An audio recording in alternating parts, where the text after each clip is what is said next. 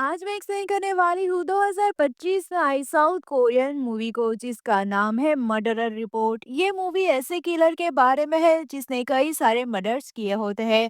जब सच्चाई सामने आती है तो सोचने पर मजबूर कर देती है कि क्या इस किलर ने मर्डर करके सही किया या नहीं। तो चलिए शुरू करते हैं, लेकिन उससे पहले सपोर्ट करो इस चैनल को सब्सक्राइब करके और वीडियो को लाइक करना मत भूलना। हो सके तो हाइप भी जरूर करना, इससे वीडियो को अच्छी रीच मिलती है। कहानी की शुरुआत होती है और हम सोनजू नाम की एक रिपोर्टर को देखते हैं जिसे एक आदमी की कॉल आई थी। दरअसल वो आदमी उसे इंटरव्यू देने के लिए बुला रहा था। यहाँ सोनजू उसे कहती है कि आखिर तुम किस चीज का इंटरव्यू देना चाहते हो। तो वो आदमी रिवील करता है कि उसने दरअसल 7 से 8 मर्डर किए हैं और वो मर्डर उसने बहुत खतरनाक तरीके से किए थे। किसी विक्टिम की आंखें निकाल दी थी तो किसी का गला काटकर फेंक दिया था। ऐसा करने का उसका कोई क्लियर मोटिव भी नहीं था। यानी कि इस किलर ने कई कत्ल किए थे और उसका कन्फेशन कर रहे उसने रिपोर्टर को बुलाया था। अब सोनजू उस कातिल से मिलने के लिए जाने लगती है जिसके साथ एक पुलिस ऑफिसर मिनहू भी था और ये दोनों का अफेयर चल रहा था। सोनजू की एक बेटी भी थी जो कि स्कूल में थी। सोनजू को अपनी बेटी की काफी ज्यादा फिक्र हो रही थी क्योंकि बाहर बारिश हो रही थी और वो छाता लेकर नहीं गई थी। साथ ही वो कहने लगती है कि उसकी बेटी का बर्ताव काफी समय से अलग है, उसकी बेटी उससे कुछ भी शेयर नहीं करती। यहाँ वो पुलिस ऑफिसर मिन्हू कहता है कि टेंशन मत लो, तुम्हारी बेटी अब काफी बड़ी हो चुकी है, वो अपना ध्यान खुद रख सकती है। तभी यहाँ पर वो उसे कहता है कि तुम बताओ, क्या तुम्हें किलर का इंटरव्यू लेने में डर नहीं लग रहा।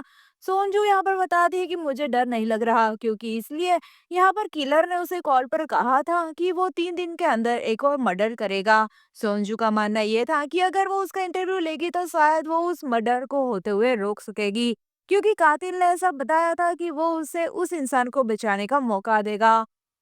खैर अब सोनजू इंटरव्यू लेने के लिए पहुंचती है। ये इंटरव्यू एक होटल में होने वाला था। सोनजू और मिनहू प्लानिंग से उस होटल में पहुंचे थे।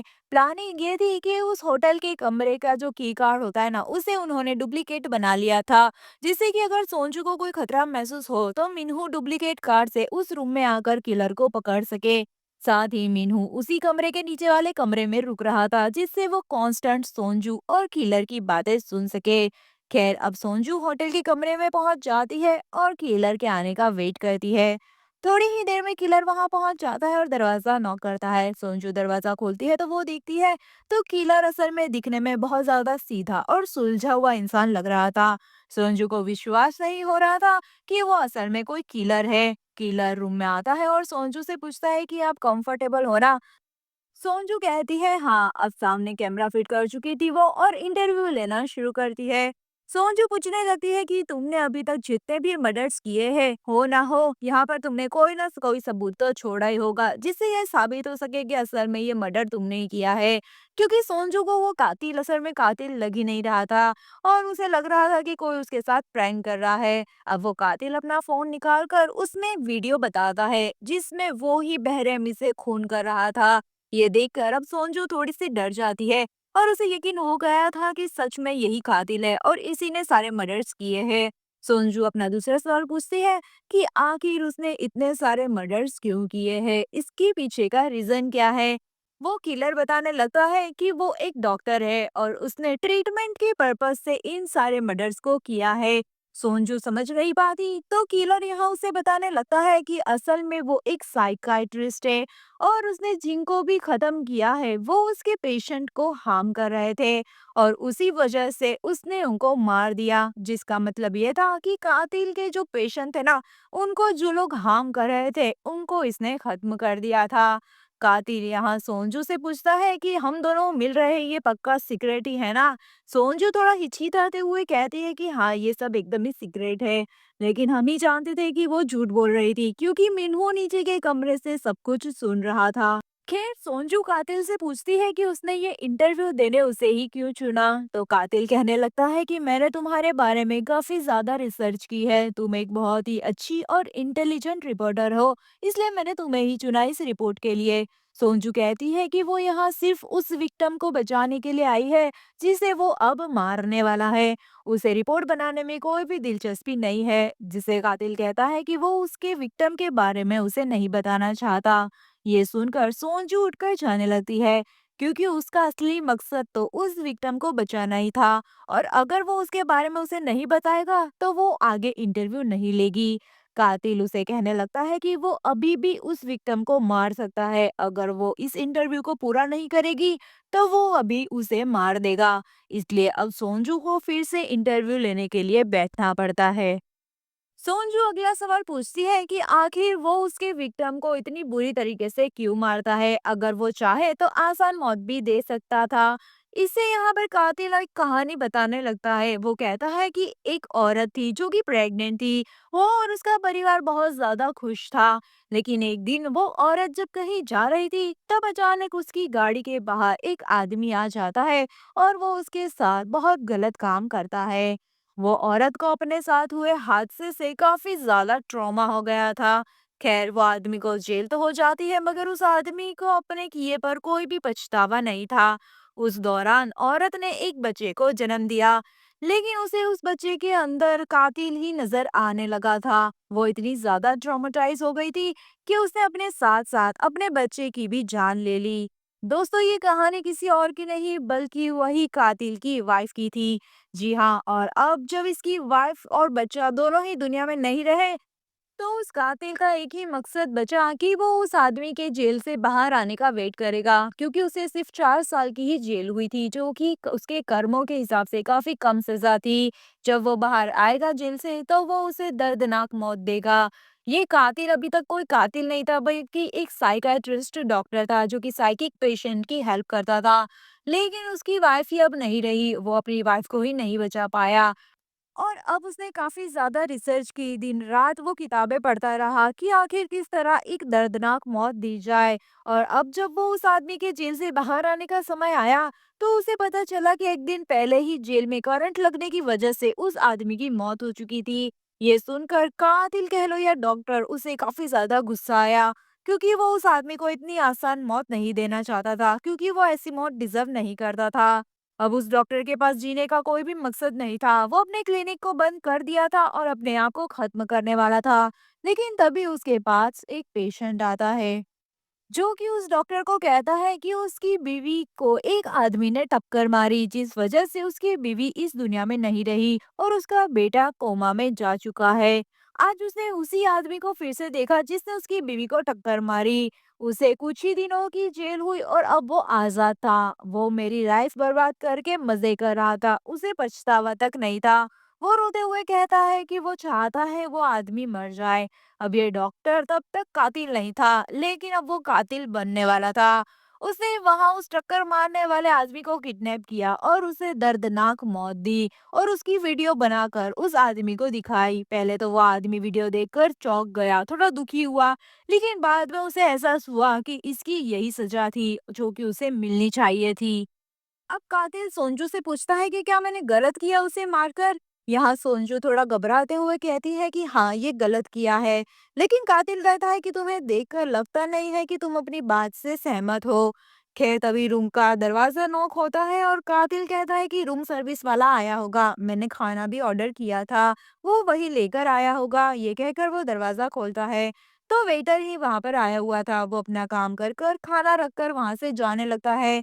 तभी कातिल उसे टिप देने लगता है और उसे उसके नाम से बुलाने लगता है। रूम सर्विस बॉय अपना नाम सुनकर थोड़ा हैरान हो जाता है कि आखिर उसे उसका नाम कैसे पता।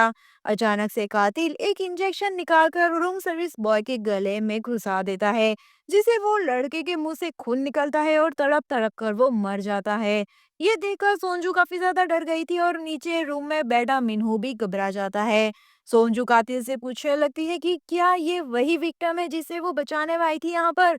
कातिल कहता है कि नहीं, ये वो नहीं है, आज एक और मर्डर होने वाला है। सोनजू कहती है कि उसने इस लड़के को क्यों मारा। कातिल कहता है कि ये लड़का एक लड़की के साथ बुरा काम किया करता था, जिसके बाद उसने उसका एमएमएस बना लिया, वो लड़की को ब्लैकमेल किया करता था।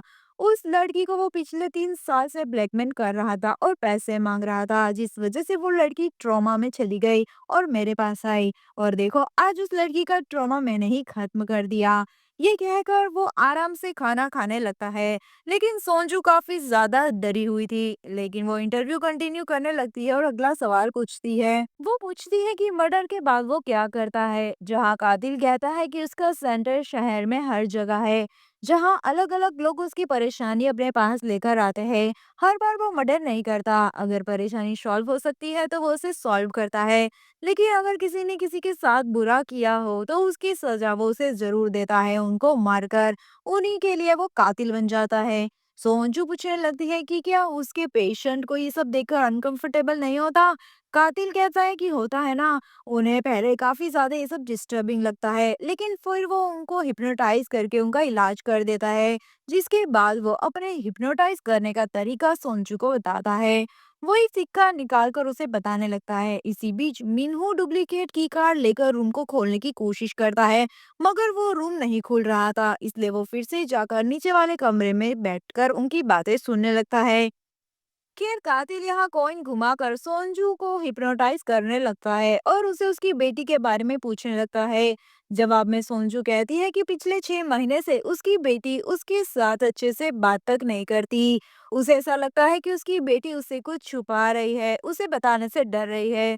वो ऐसा कहती है कि मुझे ऐसा लग रहा है कि अपने पापा के साथ वो रहना चाहती है, क्योंकि हमारा डाइवोर्स हो चुका है और मेरी बेटी अब अपने पापा के साथ ही रहना चाह रही है। वो धीरे-धीरे उसी की तरह बनती जा रही है, एकदम सेल्फिश हो चुकी है वो। यहाँ मिन्हू सोनजू से होश में आने को बोलता है। असल में दोनों ही ब्लूटूथ के जरिए कनेक्टेड थे। अचानक से सोनजू होश में आ जाती है और कहने लगती है कि वो अब ये कंटिन्यू नहीं करेगी, वो यहाँ से बस जाना चाहती है। कातिल सोनजू से कहता है कि वो बस अपने अगले विक्टिम के बारे में बताने ही वाला है, तो वो बैठ जाए।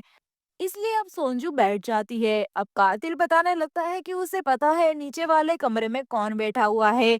यानी कि कातिल को उनके प्लान के बारे में पहले से ही सब कुछ पता था। ये जानकर सोनजू और मिन्हू दोनों ही डर जाते हैं।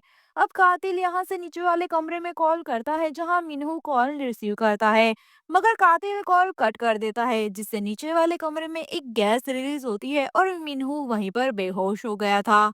सोनजू डर जाती है और कातिल पर हमला करने लगती है, लेकिन कातिल उसका हाथ पकड़ लेता है और सोनजू को बेहोश कर देता है।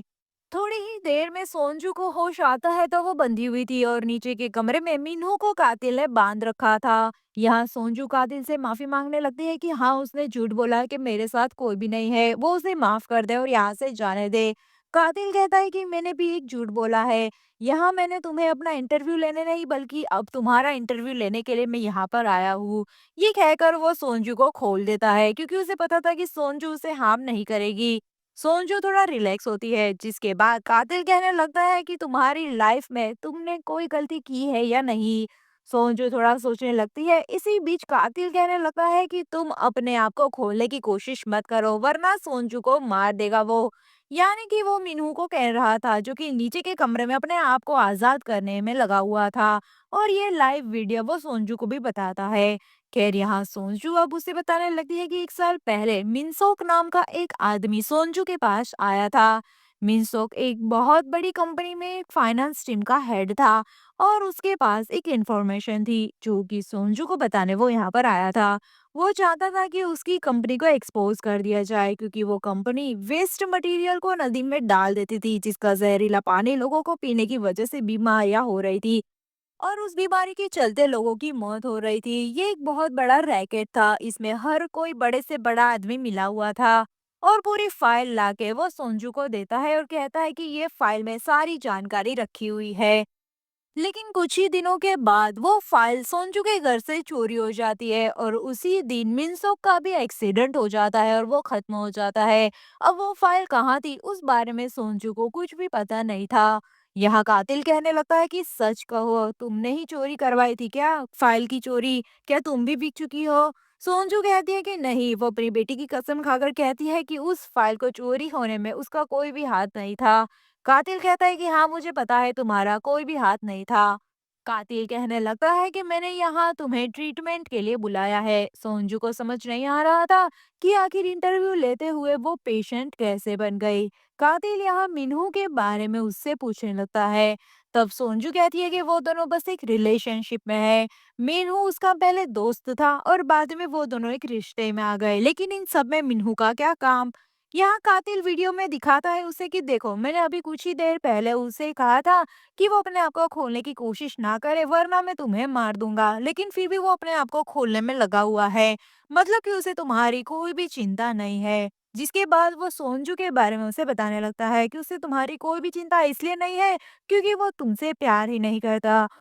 उसने तुम्हारा सिर्फ इस्तेमाल किया है। वो एक बहुत ही करप्ट पुलिस ऑफिसर है जो कि पैसों के लिए कुछ भी कर सकता है, और पैसों के लिए ही उसने वो कंपनी के डॉक्यूमेंट चोरी किए हैं तुम्हारे घर से। तुम कब कहाँ होती हो इसके अलावा किसी को भी नहीं पता था, और उसे पता था कि तुम जब घर नहीं होती तब वो घर में इसी बात का फायदा उठाकर चोरी करने गया था। उसने उस डॉक्यूमेंट का तुम्हारे घर से चोरी कर लिए, मगर उसे चोरी करते हुए तुम्हारी बेटी ने देख लिया था। तब उसने तुम्हारी बेटी के साथ बहुत गलत काम किया। और ये सुनकर सोनजू जोर से रोने लगती है और वो कहती है कि ये सब झूठ है, मुझे पता है ऐसा कुछ भी नहीं हो सकता। अब सोनजू को यकीन दिलाने के लिए उसकी बेटी को कातिल कॉल लगाने लगता है और सोनजू की बात अपनी बेटी से वो करवाता है। जहाँ सोनजू की बेटी उसे कहती है कि क्या आप डॉक्टर अंकल के साथ ही हो ना? जहाँ सोनजू कहती है कि हाँ, फिर वो सारी बातें बताने लगती है कि किस तरह मीनू उसके साथ गलत काम किया करता था, और वो ये नहीं बता पा रही थी क्योंकि मुझे लगा कि आप मेरी बातों पर कभी भरोसा नहीं करोगे, और इसीलिए मैं डॉक्टर अंकल के पास आई। ये सुनकर सोनजू को बर्दाश्त नहीं हो रहा था कि उसकी बेटी के साथ ये सब हो रहा था और उसे पता तक नहीं चला। और अब वो कातिल से कहती है कि मुझे मिन्हू से कुछ बात करनी है, और उससे पूछना है कि आखिर उसने ऐसा मेरी बेटी के साथ क्यों किया। जहाँ कातिल उसे मिन्हू के कमरे में जाने देता है और साथ में गन भी दे देता है। सोनजू मिन्हू के पास जाती है और पूछने लगती है कि क्या ये जो कातिल कह रहा है वो सच है या नहीं। मिन्हू इनकार कर देता है और उससे कहने लगता है कि कातिल बस तुम्हें हिप्नोटाइज कर रहा है और तुमसे ये सब बुलवा रहा है। मगर सोनजू गन निकाल देती है और कहती है कि सच बताओ, तुमने ये सब क्यों किया? अब मिन्हू यहाँ पर डर जाता है और सोनजू से गन छीन लेता है और उसे बहुत बुरी तरीके से पीटने लगता है। यहाँ सोनजू समझ गई थी कि मिन्हू सही में बहुत बुरा इंसान है।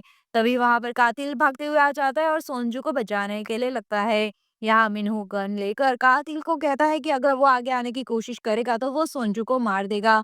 मगर कातिल आगे बढ़ने लगता है। जैसे ही मिन्हू गन से शूट करता है, गन में असल में गोलियां ही नहीं थी। और तभी सोनजू मिन्हू को इंजेक्शन लगा देती है जिससे कि वो बेहोश हो चुका था। अब डॉक्टर मिन्हू को अपने साथ ले जाता है। जहां मिन्हू को होश आता है तो वो खुद को बंधा हुआ पाता है। और डॉक्टर यहाँ पर कहता है कि तुम्हारी वजह से एक छोटी बच्ची को काफी ज्यादा सफर करना पड़ा है। तुमने उसे जो दर्द दिया है वही दर्द मैं तुम्हें दूंगा। ऐसा कहकर वो मिन्हू के प्राइवेट पार्ट को कट कर देता है जिसकी वजह से वो तड़प तड़प कर उसकी जान निकल जाती है। अब थोड़े दिन के बाद का सीन हम देखते हैं जहां डॉक्टर के पास सोनजू की बेटी आई हुई थी जिसे वो हिप्नोटाइज करके उसके दर्द को कम करने की कोशिश करता है। जिसके बाद वो कहता है कि अपनी मम्मी को भी यहाँ पर भेजो। सोनजू वहां पर आती है तो डॉक्टर कहता है कि मैं तुम्हें भी हिप्नोटाइज करके तुम्हारे दर्द को भुलाने की कोशिश कर सकता हूँ। लेकिन सोनजू कहती है कि नहीं, मैं अपने इसी दर्द के साथ जीना चाहती हूँ क्योंकि मैंने ही अपनी बेटी को गलत समझा और उसके साथ गलत हुआ जो कि मैं देख ना सकी।